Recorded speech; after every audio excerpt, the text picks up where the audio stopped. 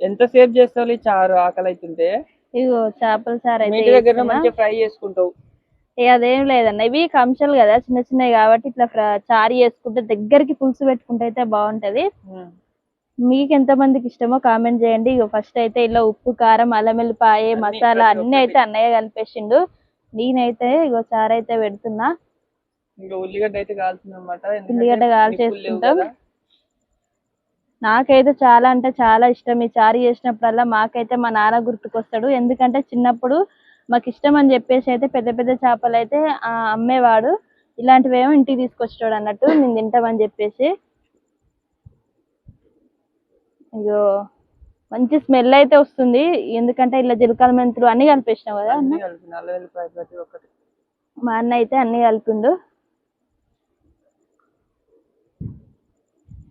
మీకు ఎంతమంది తెలుసు మరి కామెంట్ చేయండి.